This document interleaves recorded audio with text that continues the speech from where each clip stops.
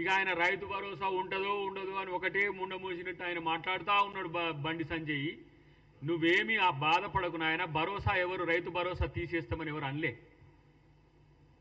మీకు చేతనైతే ఆ మోడీ గారి కాడ పోయి కూర్చొని ఏమన్నా ఉంటే సాధించుకొని రండి. కనీసం విభజన చట్టంలోని అంశాలనన్నా సాధించుకొని రండి 11 సంవత్సరాల మీ పరిపాలనలో.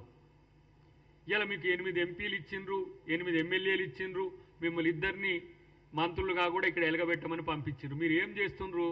పొద్దుగాల లేస్తే ఇలా ప్రభుత్వం మీద ఆడిపోసుకోవడం తప్పితే మీకు ఇంకో పని లేదు. ఆ పక్క రాష్ట్రంలో ఉన్న 2 మంత్రులు పాపం వాళ్ళు వాళ్ళ పేర్లు కూడా సరిగా గుర్తులేదు. ఆంధ్రప్రదేశ్లో ఉండే కేంద్ర మంత్రుల పేరు. వారు పోయి ఏ విధంగా లక్షల కోట్లు, ఇలా మొన్న 1,00,000 కోట్లు దానికి అమరావతికి, వాళ్ళని చూస్తే సంతోషం అనిపిస్తుంది అట్లీస్ట్. ఎందుకంటే మనతో విభజించబడి ఆర్థికంగా నష్టపోతున్నామన్న ఆంధ్రప్రదేశ్ కొరకు అక్కడ ఉన్న బీజేపీ మంత్రులు కొట్లాడుతున్నారు. మీరేం చేస్తున్నారు? బూడిద ఇక్కడ.